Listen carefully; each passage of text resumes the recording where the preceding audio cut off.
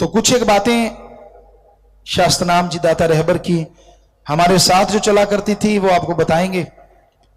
तो वो बातें सतगुरु मौला ने जो करवाई, सबसे पहले हमेशा हमें ये लगा करता था, हमारा जब जन्म हुआ सतगुरु मौला लेके आए तो, कि जहां हम रह रहे हैं शायद इस दुनिया में हमने ज्यादा देर नहीं रहना। ये एहसास, ये फीलिंग हमेशा आती रहती थी। हम खेला करते थे, इसके गवाह हैं चरणजीत और दान सिंह हैं यहां भी, अभी भी। तो ये दोनों बच्चे वहां साथ होते, हम इकट्ठे खेला करते थे। और कई बार ऐसा होता कि हम इनको कहते कि चलो गाड़ी हमारे पास होती, इंतजाम, कई बार गाड़ी पे जाते, कई बार हम ट्रैक्टर ट्राली पे जाते, तो इनको हम कहा करते मजे ले लो जितने लेने हैं, बस हम तो आपके पास थोड़ी देर ही हैं। तो इनको खास करके शायद चरणजीत ये कहता कि नहीं आप ऐसे मत कहो, आप ऐसा क्यों कहते हो यार, बिना वजह मूड खराब कर देते हो। हमने कहा नहीं नहीं, इस दुनिया से नहीं जाएंगे हम, लेकिन आप लोगों के साथ ये वाले मजे नहीं लूट पाओगे आप, फिर ये पक्का है। ये नहीं पता क्यों ऐसा एक इशारा सतगुरु मौला हमसे करवाते रहते।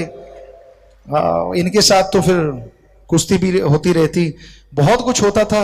शास्त्र नाम शाह मस्तान जी दाता क्या ऐसा रहमो करम था कि बचपन से ही उन्होंने नाम दिया। शायद 73 या 72 की बात हमें याद नहीं, 73 ही होगा वो सन, मार्च अप्रैल की बात होगी। तो बेपरवाह जी ने, हम लोग भेरियों में खड़े हुए थे, हमें आज भी याद है एक फिल्म की तरह कि हम 4-5 साल के थे और अपने बापूजी अपने फादर की उंगली थामे हुए थे। तो हम खड़े थे और अचानक से फादर कहने लगे थोड़ा साइड थोड़ा साइड, तो हम साइड पे खड़े हो गए। मौसम शायद ऐसा ही था कुछ ठंडा, और शायद बरसात हुई थी, याद नहीं आ रहा, ऐसा लग रहा है, या फिर पानी छिड़का गया था कि बेपरवाह जी वहां जाते थे बाग में घूमने। तो हम लोग खड़े थे और बेपरवाह जी चलते चलते एकदम रुके और पूछा ये कौन है, कहां से हैं। तो उन्होंने पूछा, बापूजी ने नाम बताया, अच्छा कि फलां जगह राजस्थान से गांव है, उस गांव के नंबरदार हैं, ये इनका बेटा है। कहते अच्छा। बेपरवाह जी इतना कह के चले गए और हम लोग भी वहां से पंडाल की तरफ आ गए। अगले दिन नाम हुआ। गुरुमंत्र के समय जब हम लोग बैठने लगे तो बेपरवाह जी ने आवाज दी, इशारा किया, हम तो इशारा समझ गए, हम खड़े हुए। बापूजी कहने लगे बैठ जा बैठ जा। हम बैठ गए, क्योंकि हम अपने फादर की बात काटा नहीं करते थे। सब लोग जानते हैं, हमारे संगी साथी भी, सबको पता है कि हम ऐसा कुछ नहीं कहते थे कि जो जरा सा भी उनको ऐसे लगे। तो हम बैठ गए झट से। पर परमपिता ने फिर आदमी को इशारा किया कि इनको उठा के लाओ। वो किसको कहते, वो नंबरदार राजस्थान वाला। तो वो उठा लाए, आगे बिठाया और हमें कहने लगे आप आगे आ जा काका। तो हम आगे बैठ गए। तो बेपरवाह जी ने गुरुमंत्र दिया। तेराबास जो मस्ताना जी धाम है उसके बाहर की साइड शायद याद आता है कि तब छोटी छोटी दीवार होती थी, या तेराबास के अंदर या बाहर की साइड ख्याल में नहीं, लेकिन वहां गुरुमंत्र बेपरवाह जी ने दिया। और तो उसके बाद बेपरवाह जी ने फरमाया कि आपने नाम सब लोगों ने लिया है, अब जितने भी लोग हैं अच्छे कर्म करना, घर परिवार में रहते हुए कर्म करते रहना। वो इशारा हमारी तरफ ज्यादा कर रहे थे, बोले जा रहे थे बेपरवाह जी कि घर परिवार में रहना, आप सेवा करते रहना, जब मालिक की रजा होती है तो वो सारी सेवा करवा लेते हैं। तो ये वचन जब हुए तो तार तो जुड़ी हुई थी जन्म से ही। हमने कहा ठीक है आपकी मर्जी, जितने दिन और दूर रखना रख लीजिए। बाहर से बोलने की जरूरत नहीं होती, जब दोनों एक हो जाए ना तो फिर इशारों से अंदर की बातें चलती रहती हैं। इसी को ध्यान कहा जाता है, इसी को रूहानी या सूफी अंदाज कहा जाता है। तो उसके बाद यहां भी सत्संग होती है राजस्थान में। हमें याद है हम 6-7 साल के रहे होंगे जब ट्रैक्टर चलाने लगे, शायद 8 ट्रैक्टर तो 6-7 साल की चलाने लग गए थे। एक जीटी ट्रैक्टर होता था पुराना ब्लू कलर का, छोटा हिंदुस्तान भी कहते थे उसको उस टाइम। तो वो वहां सबसे पहले शायद राजस्थान जिले में गंगानगर में 2 ही ट्रैक्टर आए थे, एक शायद गंगानगर के पास और एक वहां। तो उस ट्रैक्टर को हम चलाने लग गए थे 6-7 साल के, शायद 73-74 की बात रही होगी। तो हम उसे चलाते थे और हमारे शरीर के जो ताऊ जी थे उनके बेटे सौदागर वो चलाते थे ट्रैक्टर। उनको देखा, कहता मैं बैक ला लेना, तू ला देगा? अजय का तू ला, असे भी ला देंगे। सो एक छोटा सा कमरा था, 2 कच्चे कमरे थे, उनका मुंह आज भी हमें याद इधर को था। और उन कमरों के अंदर इसने ट्रैक्टर 2-3 बार में कर करा के बैक लगा दिया। क्योंकि ये काफी उम्र के हिसाब से हमसे बड़े हैं। तो इसने बैग लगाया, बाहर निकाल के कहता हूं तू ला, असं क्या चंगा थले उतर। मुझे फिर यार वो भाईचारा ऐसा ही होंगे ना, बोलचाल सीधी होंगी घर च। सो ये नीचे उतरे और हमने देखा कि अच्छा बड़ा ही आसान काम है, ट्रैक्टर को अगर इधर को काटेंगे तो ट्रॉली उधर जाएगी और इधर को काटेंगे तो ट्रॉली उधर जाएगी, यानी उल्टा जाएगा, कोई खास बात नहीं। तो हम ट्रैक्टर पीछे आगे, जिसने इसने थोड़ा सा टेढ़ा करके रोक दिया कि यहां से लगाए, हम और आगे ले गए। हमने कहा ले अब खुश है, अब यहां से लगाते हैं। और हमने पहले झटके में पूरा स्पीड में लाके तब अंदर घुसा दिया। हमने कहा बोल। तो ये बड़ा हैरान हुआ कि यार 6-7 साल का है, क्योंकि इसने पता नहीं कितनी बार में सीखा होगा ट्रॉली बैग लगानी, मशहूर होती है। तो पहली बार में हमने लगा दी। तो ये शास्त्र नाम दाता रहमो करम था, वरना इतनी छोटी उम्र में बच्चे को पता ही नहीं होता करना क्या है। और फिर ट्रैक्टर 76 में शायद आया, 76 में फोर्ड ट्रैक्टर। तो तब हमारी उम्र 9 साल की थी। तब तो फिर हम पूरा खेत जोता करते थे, लेकिन वो सीट जो होती थी वो बिल्कुल ऐसी होती थी जैसे तसला जिमें बट्ठल होंगे। फोर्ड ट्रैक्टर की सीट ऐसी होंगी सी। और 3000 तब बंद हुए थे, 3600 तब आए थे। वो 75 या 76 की बात है। तो शास्त्र राम जी दाता रहबर की सत्संग पक्का सहारना में, या हाँ पक्का सहारना में शायद थी, राजस्थान के। तो वहां सत्संग थी और बेपरवाह जी का उतारा एक घर में था। शायद वो बापूजी को जानते थे। तो हम नाम वाले जीवों की ट्राली भर के लेके गए और हर कोई बड़ा हैरानी से रोड पे देख रहा है, क्योंकि वो ऐसी सीट थी कि बिल्कुल नीचे थी और हम 9 साल के थे, तो ऊपर से तो देख ही नहीं पाते थे। तो हम साइड से देख के चला रहे थे, जिधर से क्लच होता है कि ऐसे ये स्टीयरिंग पकड़ा और यहां से देख रहे थे कि आगे कुछ आ तो नहीं रहा। और सामने वाले को लग रहा था ट्रैक्टर अकेला ही आ रहा है। और सारे हैरान, शहर में से ट्रैक्टर निकला। वो दुकान वो जो ब्रेकों वाली साइड तो कुछ दिखता ही नहीं था, जो क्लच वाली साइड था तो हमें देख लेते थे, कहते हाँ अच्छा ये देख रहा है, लड़का है। उधर से लगता था अकेला ही, उधर वाले लोग वैसे ही शोर मचा रहे हैं, वो ट्रैक्टर अकेला जा रहा है। वो हैरान भी है यार, साइड में मगराड़ पे भी लोग बैठे हैं। तो हम वहां पहुंचे, नाम वाले जीवों को नाम में बिठाया, सत्संग हुआ, बेपरवाह जी ने पवित्र वचन फरमाए, नाम लिया सबने और हमें मिलने का मौका मिला वहां। नाम के बाद शायद फर्स्ट टाइम। तो वहां पे परमपिता जी हाँ एक चारपाई पे विराजमान थे, हमें मिलाया गया और हम शर्माते थे शास्त्राम जी दादा रहबर से हमेशा। तो थोड़ा सा पीछे बैठे, बापूजी आगे बैठे थे। बात पूछी, अच्छा पेपर कहने अच्छा ये वो है नंबरदार, इतना याद रहा। तो उन्होंने बताया हाँ जी यहाँ गुरु सर मोडिया गांव है, उनके नंबरदार हैं और ये उनके बेटे हैं। तो एक खड़ा होकर कहने लगा, गुरु पिताजी हैरानी की बात है, ये छोटा सा लड़का है और ये ट्रैक्टर इतनी स्पीड से चलाता है और पूरा भर के लेके आया ट्राली नाम वालों की। तो सारे लोग कहते रोड पे दंग थे कि ट्रैक्टर अकेला जा रहा है। तो पर पे ताली मार के हंसे, कहते अच्छा। और फिर हमारी तरफ आंखों में आंखें डाल के कहने लगे अपना यही काम है, करते रहना। तो अब वहां कितने लोग थे, किसी को कुछ पता नहीं चलने दिया हमारी क्या बात हुई आपस में। तो बेपरवाह जी ने प्रसाद दिया, हम लोग बाहर आ गए। तो रजा में राशि की हाँ जब बुलाएंगे। तो उसके बाद फिर हमने जैसे जैसे आगे पढ़ना शुरू किया, तरह तरह के गेम खेला करते थे, बहुत सारी चीजें करते थे। बहुत सारे बेपरवाह जी के रहमो करम के नज़ारे हैं।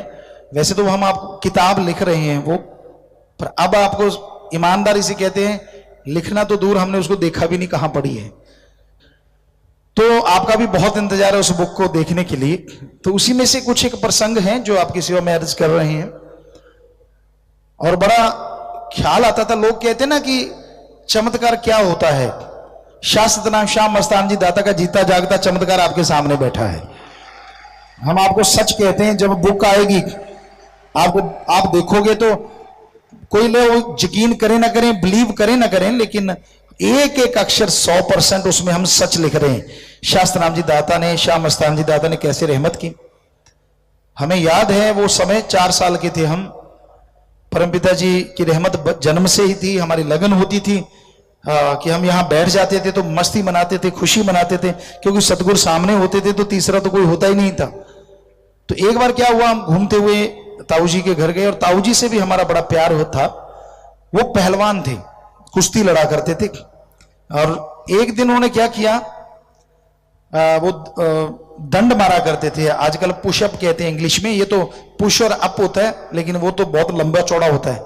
जो उन्होंने पंजाबी जी कहते इसी दंड मारना, तो वो हिंदी में भी शायद दंड मारना कहेंगे शायद, तो वो मार रहे थे वो, क्योंकि वही जिम होता था पूरे का पूरा, एक्सरसाइज कर रहे थे, घूम रहे थे हम वहीं पे आसपास। तो उनकी बड़ी आदत थी हमें छेड़ने की, थोड़ी प्यार से आदत से। तो वो उन्होंने एक कुप्पियां सी बना रखी थी, ऐसे ऐसे कुप्पियां सी घी की, शायद वो पाइये की थी, 250 ग्राम का घी, एक पी लेते थे, 3 पड़ी रहती थी कि फिर पीऊंगा चलो अगले दिन। तो एक टेबल पे रखी हुई थी, एक कुप्पी उन्होंने उठाई, तो हमने पूछा कि ताऊ जी ये क्या है?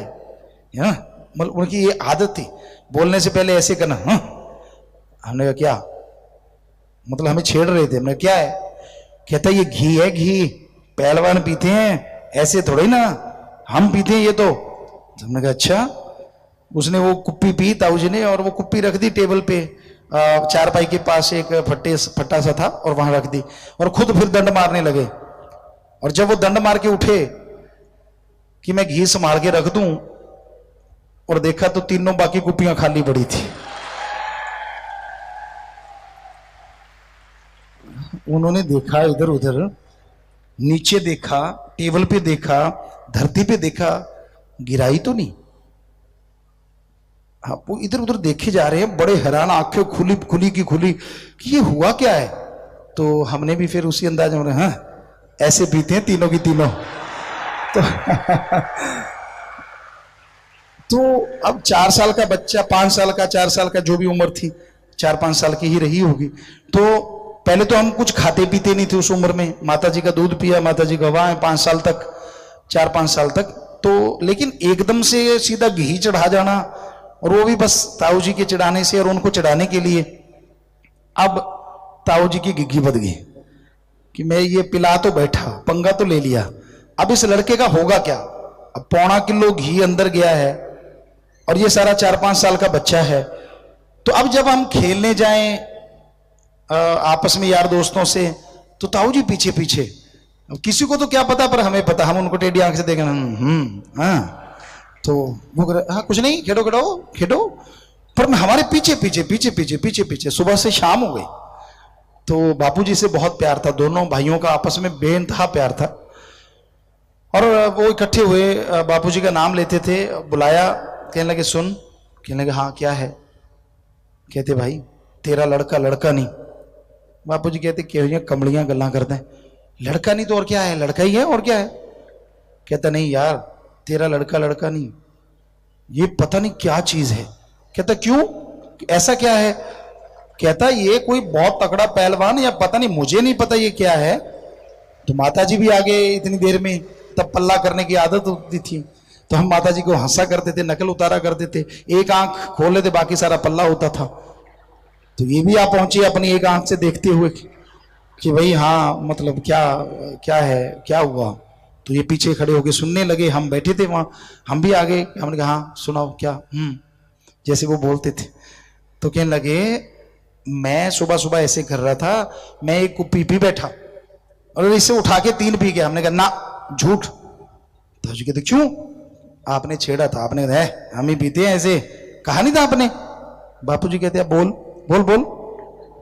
कहता यार मैं कहा था, मुझे क्या पता था ये ऐसे सीरियसली ले लेगा उसको, ये तो 3 चढ़ा गया। और मैं सुबह से घूम रहा हूं कि कहीं इसको लूज मोशन लगेंगे, इसको उल्टियां लगेंगी, मेरे को लग जाती है अगर मैं पाइया मतलब से थोड़ा सा ज्यादा ले लूं।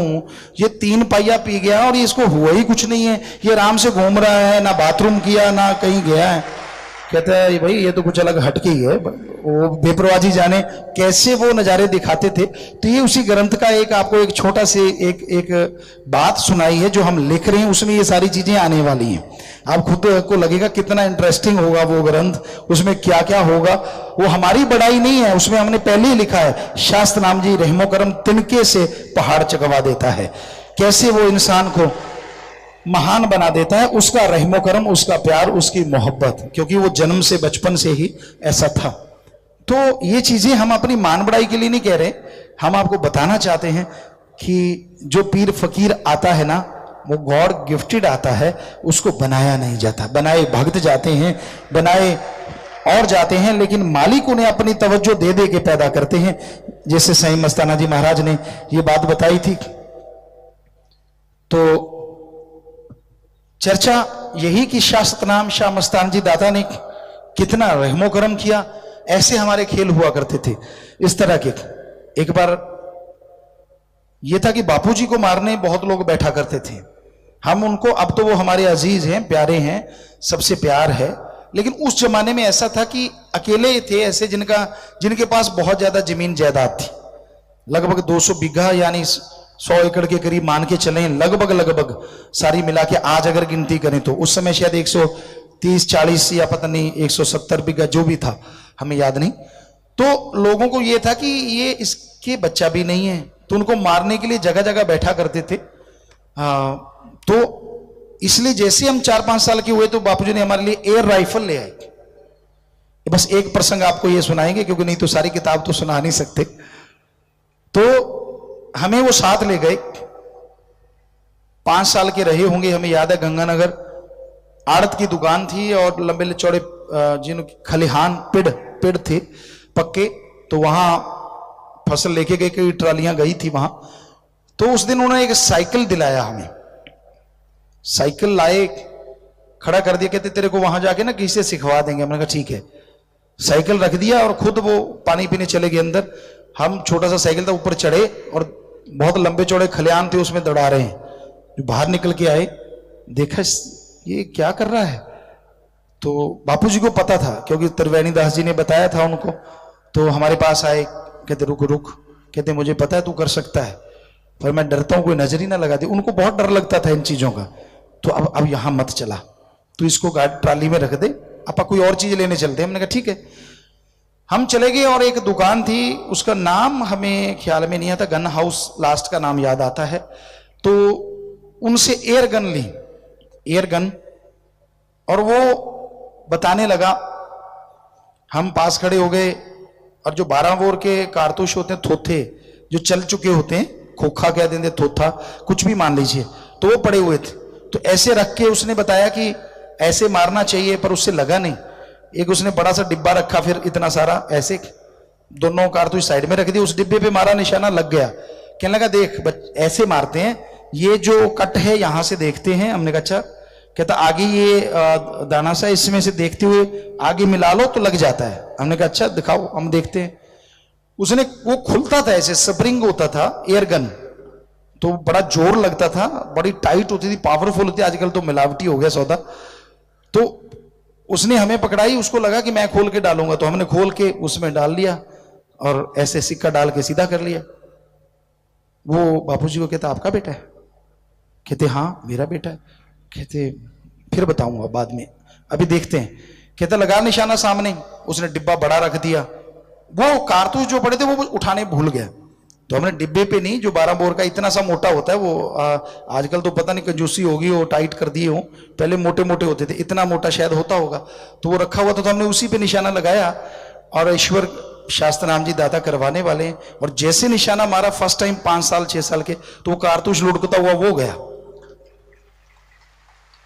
तो उसने बापूजी को कहा नंबरदार तेरा बेटा बहुत अजूबा है, ये ऐसा वैसा नहीं है, मैंने बड़ों बड़ों को दिए हैं। उस कारतूस पे तो मेरे से नहीं लगा, जो मैं रोज प्रैक्टिस करता हूं, लोगों को बताता हूं, सिखाता हूं, इसने पहली बार में ठोक दिया। बापूजी कहते यार लड़कों जैसा लड़का है, खास क्या है? कहते नंबरदार तेरे को नहीं पता, ये तो मेरे को पता, मैं लगाता रहता हूं। तो बापूजी जानबूझ के ऐसा कह देते थे, बस बात उनको यही रहता है कहीं नजर, वो बस जो गेर अड़ जाता है कि कोई निकालने वाला तो होता नहीं। तो इस तरह की बहुत से कि शास्त्र नाम जी दाता का रहमो करम हो तो वो तिनके तो चुका देना है पहाड़ा नु मेरे यारा, इसलिए हमने वो शब्द में डाला है। वो तिनका हम है, हमसे उन्होंने पता नहीं कैसे कैसे काम करवाए हैं, और ऐसे ऐसे काम करवाए हैं कि बचपन में ही अजूबा था, वो अजूबे थे सारे के सारे। अब अगर मूवी होती तो आप देख सकते, लेकिन शायद जिनको, आप सबको तो ज्यादातर साथ संगत को बचनों पे 100% यकीन होता है, तो यही कि आपके आंखों के आगे मूवी चल गई होगी, कैसे एक छोटा बच्चा ये चला रहा है। तो हमने उसको उस अंदाज में बुक को लिख रहे हैं कि जब आप पढ़ोगे तो आपको लगेगा कि आपके सामने वो चीज रियल में हो रही है। तो ये हमारा इसमें 0% रोल, 100% रोल शाश्वत नाम शाह मस्तान जी का है। हम कुछ भी नहीं कर सकते, वो चाहें तो तिनके से पहाड़ उठवा देते हैं, ये सच है। तो शाश्वत नाम दाता का रहमो करम दया में रहमत का ये भंडारा जो उन्होंने ही शुरुआत की, ये अपने आप में बेमिसाल है। ऐसा आज तक कभी इतिहास में नहीं हुआ कि कोई गुरु मुर्शिद कामिल शिष्य का जन्मदिन भंडारे की तरह मनाता, या वो केक काटना जो भंडारे में सच्चा सौदा में रीत है। तो ये उनका रहमो करम है, और इस दिन आप ज्यादा रहमो करम हासिल करें, यही उनसे दुआ है, प्रार्थना है।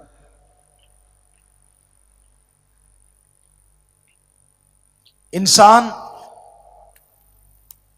अपने अंदर बहुत तरह की सोच रखता है, और ये कभी नहीं हो सकता कि 100% सोच आपकी पूरी हो जाए।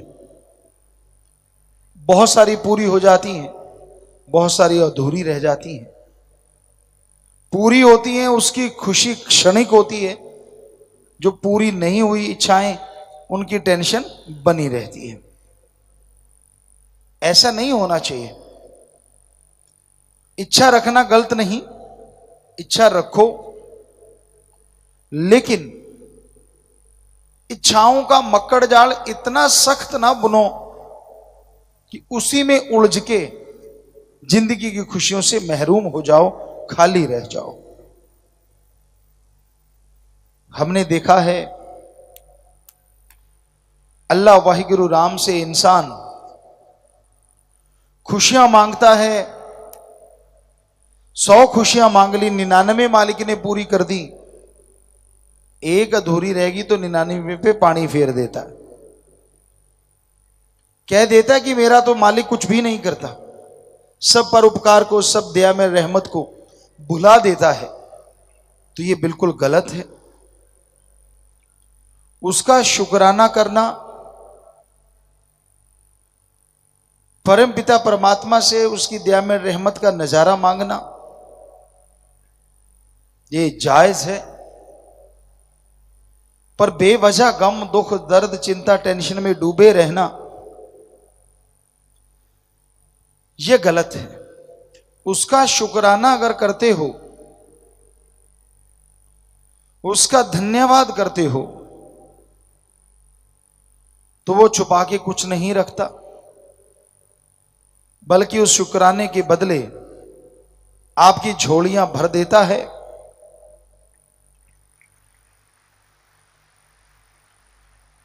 उसकी भक्ति करते हो, उसकी इबादत करते हो, तो ये हो नहीं सकता। एक श्वास भी उसकी याद में अगर आप लगा दें, वो झोली में कुछ ना डाले, ये हो नहीं सकता।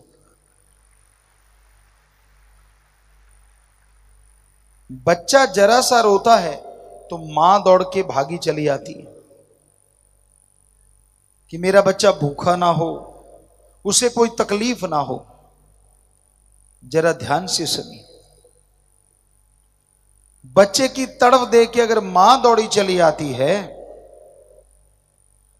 तो जिस मां को भगवान ने बनाया है, अगर कोई उस भगवान के लिए तड़पेगा तो क्या भगवान नहीं दौड़ा चला आएगा? पर उसकी याद में तो तड़पने वाला कोई कोई है।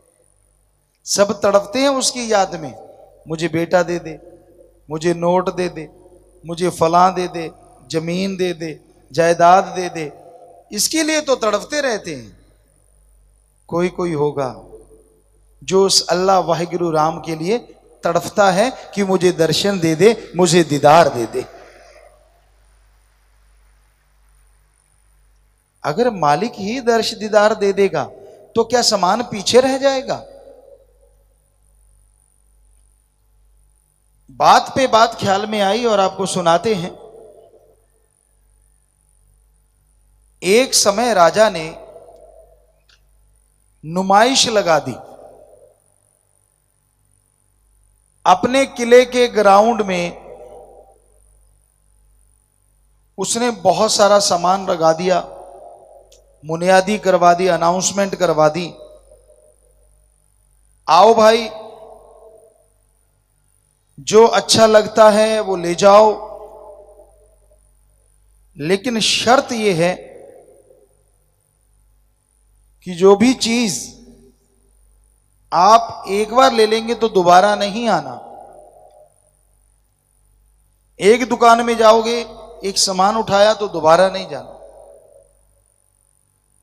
बुनियादी हो रही है, किले के ग्राउंड में जो भी सामान है ले जा सकते हो।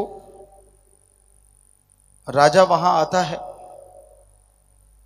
बैठ के देखने लगता है, बड़ा खुश होता है। लोग आ रहे हैं, किसी के घर पे आटा नहीं, वो आटा ले जा रहे हैं। किसी के घर की कोई घोड़े का शौकीन है, वो घोड़े ले जा रहा है। कोई हाथी, कोई थोड़ा होशियार आदमी अशरफियां ले जा रहा है, कोई सोना ले जा रहा है, कोई मोती ले जा रहा है, तो कोई हीरे ले जा रहा है। सब लोग लगे हुए, पूरी जनता टूट पड़ी। एक आदमी आता है, राजा के पास हाथ जोड़ के पूछता है, हे राजन, किले के ग्राउंड में जो कुछ भी है क्या मैं ले जा सकता हूं? राजा कहता बेशक। तो वो आदमी कहता है, मुझे जान की सलामती चाहिए। कहते हाँ हाँ, कुछ नहीं कहूंगा मैं तुझे, जो मर्जी ले जा। वो फिर पूछता है, किले के ग्राउंड में जो कुछ भी है वो ले जा सकता हूं? कहते हाँ। वो राजा की बांह पकड़ लेता है। राजा कहते ये क्या है? कहता जी आपने कहा था किले के ग्राउंड में जो कुछ भी है ले जा सकते हो, तो मैंने तो आपको ही लेके जाना है। राजा ने देखा, हाँ बात तो सही है, ये तो किले के ग्राउंड में मैं ही बैठा हूं खुद। राजा कहता ठीक है भाई, मैं तेरा हुआ। तो आदमी हंस के कहने लगा, हे राजन, अगर तू मेरा है तो फिर ये लूट क्यों मचा रखी है? बंद कर सब कुछ, क्योंकि जिसका राजा उसका सामान। तो अगर काश आप भगवान से भगवान को मांग लो, और भगवान ही अगर आपका हो गया, तो क्या साजो सामान पीछे रह जाएगा? छोटी सी बात है वेदों की, धर्मों की, लेकिन लोगों के समझ में नहीं आती। वो मांगे जा रहे हैं, जो चीज आती सामने, ये दे दे मुझे, वो दे दे। मालिक दे भी रहा है, फिर भी संतुष्ट नहीं है, फिर भी लड़ते रहते, झगड़ते रहते, ये क्यों नहीं दिया, वो क्यों दे दिया। तरह तरह की बातें करते रहते हैं लोग। पर ईश्वर अल्लाह वाहिगुरु राम से जो उसे मांगता है, वही दुनिया में सबसे खुश नसीब होता है, और वही दया में रहमत से माला माल होता है।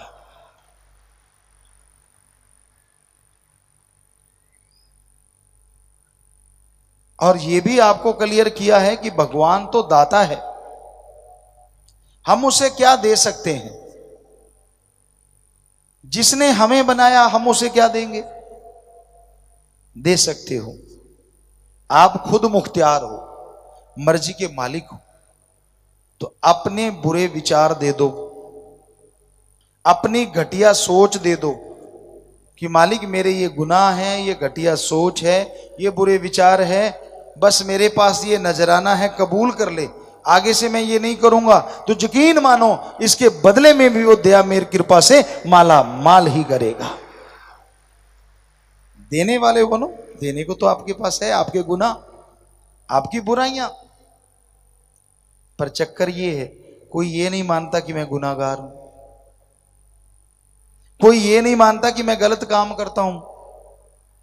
हर कोई यही कहता है, भाई मैं तो अभी अभी टपका हूं, मैं ही भगवान का असली भक्त हूं। यही बात गलत है। गलती करके मान ले उसे इंसान कहते हैं। इंसान से गलती होती है, गलती करके मान ले उसे इंसान कहते हैं, और उसी गलती को गलती पे गलती करता जाए उसे हैवान, जानवर कहते हैं। गलती करके मान ले उसे इंसान कहते हैं, अरे गलती पे गलती करता जाए उसे हैवान कहते हैं, और जो गलतियों पे गलतियों कर करके दोहराता जाए उसे शैतान कहते हैं। इंसान को हो नहीं सकता अच्छाई बुराई का पता ना चले। इम्पॉसिबल, असंभव। हर किसी को पता चलता है कि तू जो काम कर रहा है वो गलत है या सही है। पशु को पता ना चले तो बात अलग है, आदमी को पता ना चले, हो ही नहीं सकता।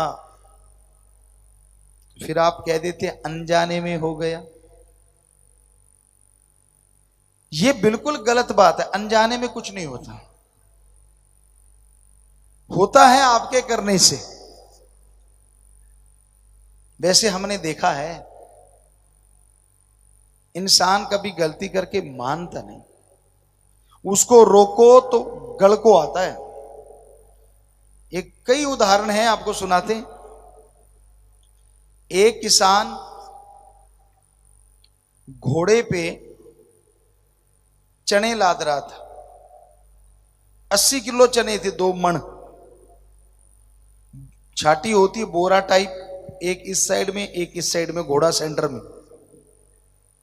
तो वो क्या कर रहा है, एक तसला भरता है चने का डालता है, एक तसला दूसरी तरफ रेत का डाल रहा है। किसी ने दूर से देखा, समझदार ने, उसके पास गया, कहने लगा भाई ये क्या कर रहा है? कहता भार बराबर कर रहा हूं, इधर चने डाल रहा हूं, इधर रेत डाल रहा हूं। अगर इधर ना डाला तो ऐसे गिर जाएगा बोरा जो है, छाटी जो है। वो कहने लगा भाई तेरे पास 80 किलो दाने हैं, एक तसला इधर डाल, एक तसला इधर डाल, सिर्फ 80 किलो ही उठाना पड़ेगा। और जैसे तू कर रहा है इससे तो 160 किलो हो जाएगा। आगे से घोड़े वाला पता है क्या कहता है? घोड़ा किसका? समझदार आदमी कहता तेरा। चने किसके? कहता तेरे। तो कहता तेरे पेट में क्यों दर्द, मैं तो ऐसे डालूंगा। दे लो शिक्षा। किसी जमींदार को खेत में हल जोतते हैं, पंजाबी च हड़ा कहते हैं।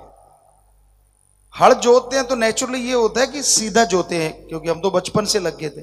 उतना ही तेल कम जलता है, अगर सही सही जगह आ जाए, हल सही सही आ जाए तो मजा भी आता है।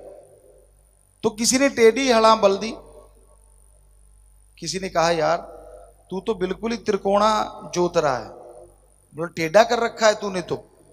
उसने एक कोने से दूसरे कोने में लगा दिया, कहता मेरे बाप की जमीन, मेरा ट्रैक्टर, ऐसे ही चलाऊंगा। बोल।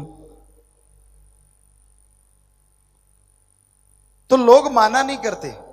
अभी फिल्म की शूटिंग थी, हंसने वाली बातें आपको 2-4 सुनाते हैं, क्योंकि डायरेक्शन हम ही करते हैं, ज्यादातर बेटी साथ कर रही थी।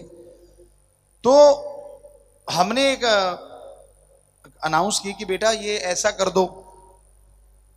उसने नहीं किया सज्जन ने, क्योंकि आर्ट डायरेक्टर भी हम ही होते हैं। हमने कहा नहीं बेटा इस सेट को थोड़ा सा ऐसे कर दो। उसने नहीं किया।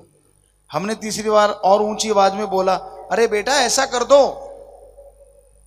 वो हमारे पास आ गया, कहता गुरुजी मुझे सुना नहीं था पहले। हमने कहा क्यों नहीं सुना? कहता मेरे चश्मा लगा हुआ था। है ना कमाल की बात, लगा चश्मा है और सुन नहीं रहा। तो ऐसे 3-4 बार लोगों के साथ हुआ।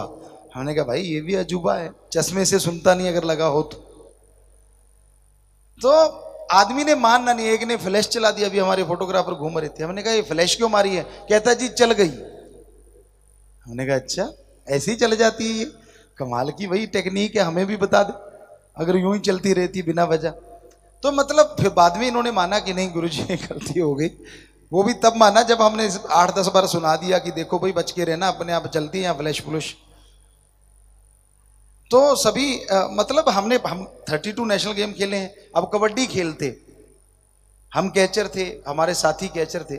जैसे हम नेशनल कबड्डी हम खेलते, कैच कर लेते, किसी साथी से छूट जाता, ओहो हो। हमने कहा क्या हो गया? पसीना बहुत आया। हमने कहा हमारे तो नहीं आया, तेरे अलग से आ गया। मतलब बहाना बनाना। कैच छूट गया, वो उंगली, क्यों क्या हुआ? उंगली पे लगी। आगे पीछे नहीं लगती, जब कैच छूटा तभी लगती है। ये आदमी की फितरत है, ये बहाने बनाएगा ही बनाएगा। सीधा सीधा नहीं मानता कि गलती होगी, यार होगी, बात खत्म। नहीं मानते। हमने बहुत लोगों को देखा, सवाल ही पैदा नहीं होता मान जाए। तो जो मान जाए वो सीखता ज्यादा है, ये सच है। उसको सिखाने को भी दिल करता है कि ये मान रहा है तो उसको और सिखा दो। और जो नहीं मानता अगले कहता अड़ियल टट्टू है यार, कितनी बार सिखाएंगे। तो मन आपका बड़ा ही अड़ियल टट्टू है। ये मानता नहीं, ना राम की बात ना फकीर की बात। हाँ, गपशप मारने हो सारा सारा दिन मारेंगे। बस में बैठे जा रहे हैं, गाड़ी में बैठे जा रहे हैं, शीशा डाउन करके बाहर बड़ा देख, बड़ा खूबसूरत नजारा भाई, कमाल हो गई। जितना मर्जी तरसता जा, तुझे कुछ मिल जाएगा क्या? नहीं ना। तो ईश्वर की भक्ति कर ले, सफर तो हो ही रहा है, हम गारंटी देते तुझे जरूर कुछ मिल जाएगा। वो नहीं करना, आओ भाई टाइम पास करते हैं, क्या गप मारो, लेग पुलिंग, उसकी चुगली, उसकी निंदा, इतनी करते हैं, इतनी करते हैं कि पूछिए मत। क्या मिला? कुछ लाभ प्राप्त हुआ बाद में? कोई रिजल्ट आया? कुछ भी नहीं। टाइम पास नहीं है, टाइम बर्बाद है। टाइम पास ही करना है तो क्यों ना अपने बारे में थोड़ा सोच लीजिए कि मेरे में क्या कमियां हैं। बिजनेसमैन हैं आप, व्यापारी हैं आप, टीचर हैं, लेक्चरर हैं आप, चाहे कुछ भी हैं, अपने बारे में सोच लीजिए, अपने बिजनेस के बारे में सोच लीजिए, तो कमियां नजर आएंगी। अगर ईश्वर की भक्ति करोगे, उन्हें दूर कर लीजिए और आप लाभ से मालामाल हो जाएंगे। तो टाइम का सदुपयोग करो, टाइम को बर्बाद ना किया करो। चतर चालाकी एक और तरीका है, ये भी इंसान के अंदर कूट कूट के भरा होता है। बड़े शातिर हैं लोग, आपकी जुबान पे कुछ कहते हैं, पीठ पीछे कुछ कहते हैं, दिखते कुछ और हैं, करते कुछ और है। राजस्थान में हम देखा करते थे गिरगिट, आपने नाम तो सुना होगा। बड़ा तेजी से रंग बदलती, हमारी आंखों देखी बात। रूई नरमे की बन छटी जब पड़ी पड़ी काफी देर हो जाती तो ब्लैक से कलर की हो जाती। तो हम वैसे घूम रहे थे, हमने अचानक देखा सामने दीवार है, मिट्टी की दीवार, लाल सा ब्राउन सा कलर हो जाता है, तो वहां एक छिपकली है ब्राउन कलर की। हमने कहा है, इस कलर की छिपकली नहीं होती, छिपकली से थोड़ा बड़ा। तो हमने उसको हिलाया, वो भाग के बन छटी पे चढ़ गए। हमने निगाह रखी, वो ब्राउन ब्राउन दिख रही है ब्लैक के ऊपर, लेकिन एकदम से ब्लैक हो गई। कुछ सेकंड लगे उसको। हमने वहां से हिलाया, सामने ग्रीन ग्रास था, तो भाग के गई, ब्लैक कलर की ग्रीन ग्रास पे नेचुरली नजर आ रही थी। थोड़ी देर में देखा वो नजर आना बंद हुई, वो ग्रीन हो गई। तो पर उसको रंग बदलने में कुछ सेकंड लगते हैं। और आज का आदमी गिरगिट का भी बाप है, गिरगिट को कुछ सेकंड लगते हैं, ये बात करते करते बदल जाता है। सामने वाले का मूड चेंज तो आदमी भी चेंज, यू टर्न, तड़क। बड़ा शातिर है, कमाल का है आज का आदमी। बड़ा हमारा तो वास्ता ही, आप कोई बिजनेस करते होंगे, व्यापार करते होंगे, और फकीर एक ही काम करते हैं, आदमी का चेहरा पढ़ना, फेस रीडिंग। ये जो फोरहेड होता है ना, इस पे लिख के आता है, आपको नहीं दिखेगा, फकीर को दिखता है। आपकी कौन सी दुकान है, साइन बोर्ड लगे होते हैं ना कि यहां पे आप सोना ले लो या घड़ियां ले लो या मोबाइल फोन ले लो, वैसे ही हर आदमी का जो फोरहेड है वो साइन बोर्ड होता है। आदमी के अंदर क्या क्या है, फकीर जब अपनी निगाह मारता है तो सारा ही पता चल जाता है। अच्छा बेटा, मुझे मक्खनबाजी कर रहा है, अंदर मामला कुछ और ही चल रहा है। पर वो बोलते नहीं, पर्दा नहीं उठाते, बस चक्कर यही होता है, हाँ बेटा शाबा बेटा, बस ये करके छोड़ देते हैं। और आदमी को लगता है मैंने बेवकूफ बना दिया फकीर को। तो ये सच है, फकीर जो होते हैं, सूफी संत, उनका काम ही जिंदगी का फेस रीडिंग है। जो भी कोई आता है, अब कई लोग आते हैं, एक सज्जन आए, बहुत सारे आए वैसे, गुरुजी आप बचपन में खेती बाड़ी करते रहे हो? हमने कहा हाँ जी आज भी करते हैं। कहते कोई ट्रैक्टर बताओ बढ़िया सा। हमने कहा जमीन कितनी है? कहता 4 एकड़। हमने कहा आयशर ले ले, क्योंकि डीजल कम चलेगा, तेरा खर्चा कम होगा। आगे से क्या कहते हैं, गुरुजी मैं अगर आप कहो तो हिंदुस्तान ट्रैक्टर ले लूं।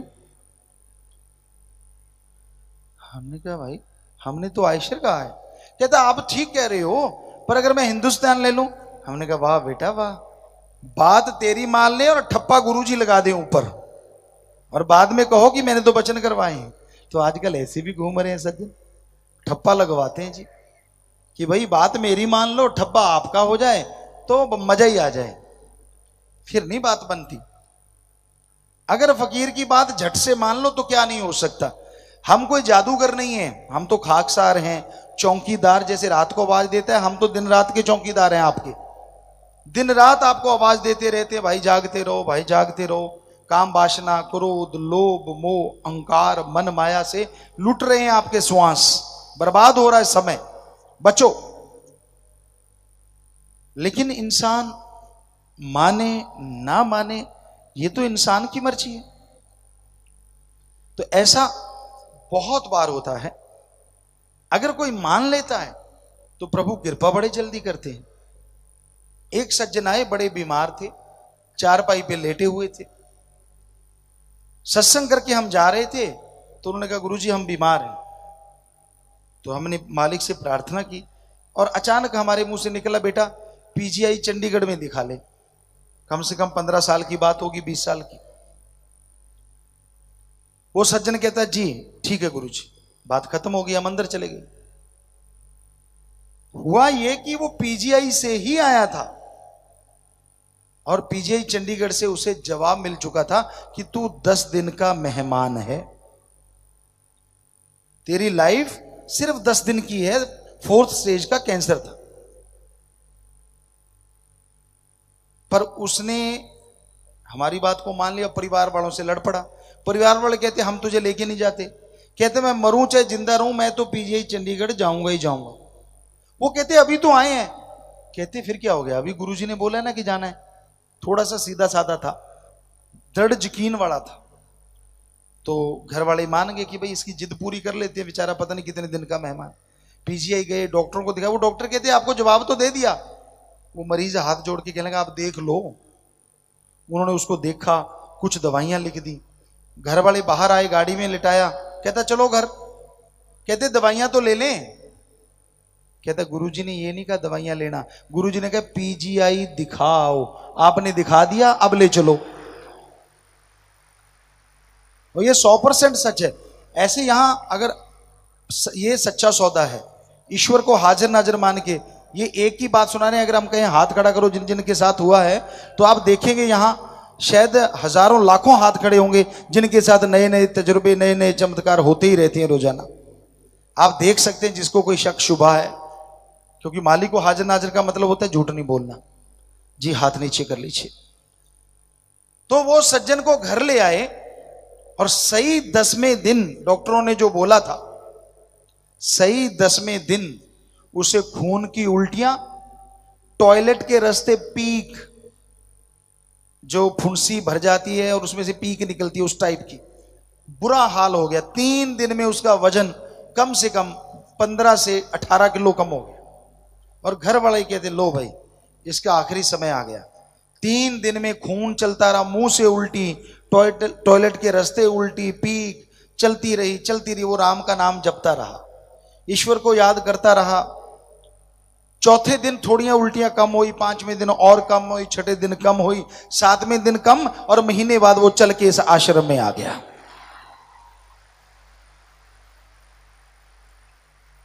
और कहने लगा गुरुजी अब हमें नहीं पता वो सज्जन बैठे हैं या नहीं बैठे, क्योंकि 15-20 साल की बात हुई है। तो वो कहने लगा गुरुजी देखिए मेरे साथ ऐसा हुआ है, उस परमपिता परमात्मा ने ऐसी कृपा की है। तो ये हम कोई जादूगर नहीं, पर एक जादूगर है जिसे हम ओम हरि अल्लाह वाहिगुरु गॉड के नाम से जानते हैं। अगर दृढ़ यकीन हो जाए तो हमारी गारंटी साथ है, आपको फल 100% मिलेगा ही मिलेगा।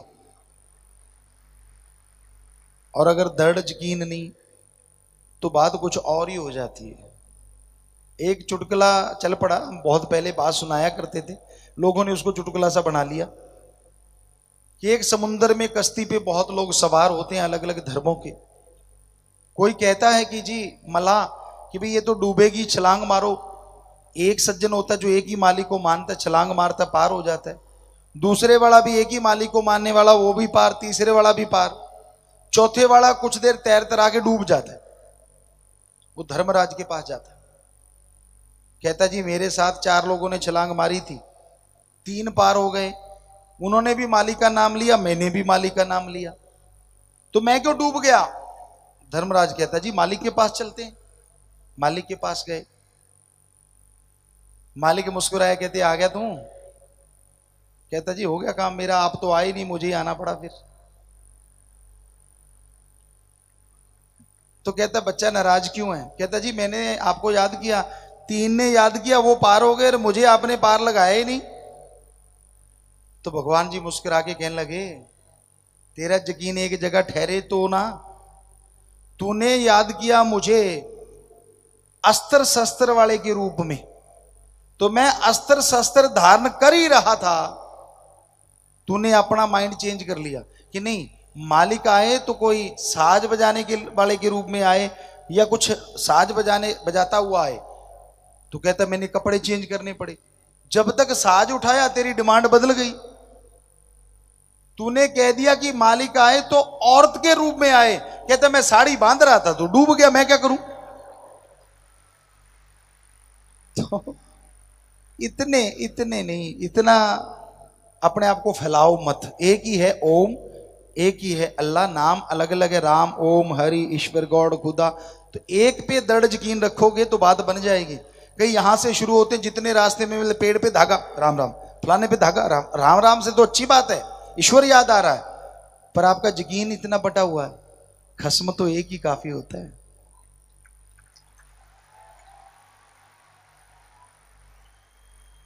तो बात दृढ़ यकीन की है, दृढ़ यकीन रखिए। कई डोल जाते हैं, कोई लाई, कोई कह देता है वो तबीज वाले ने इतना भला कर दिया, फलां पेड़ ने इतना भला कर दिया, एक बाबा है वो वचन करता है ये दिखा देता है, सारे भागते, कोई कुछ नहीं दिखाता, सब पाखंड है।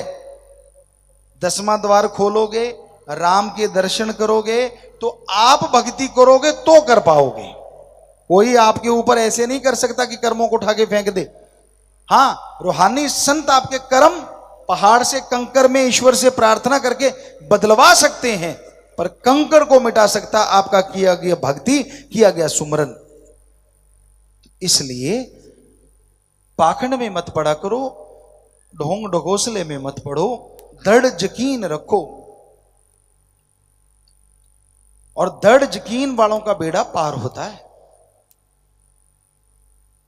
कभी आप कहते हो नहीं बिल्कुल ठीक है जी, गुरु जी राम से मिलाया, राम ने जो कह दिया, ईश्वर के वचन बता दिए, वो सही है जी, बिल्कुल सही है जी, और थोड़ा सा मन बिगड़ता है आपके अकॉर्डिंग नहीं होता, कहते काहे का सही है, बात बनी नहीं।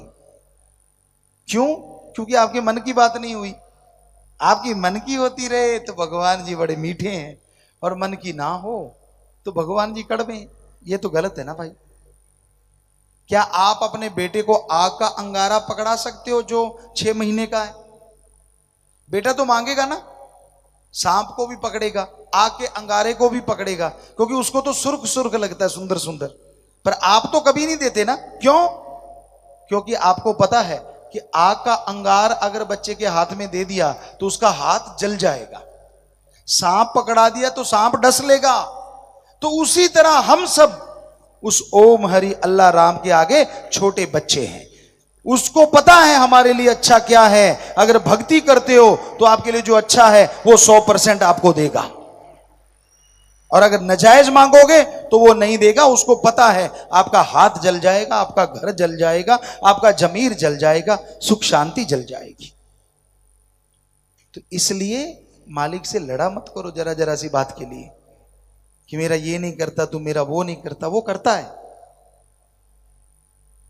भक्ति करो, उसकी औलाद की सेवा करो, तो यकीनन वो झोलियां भर देता है।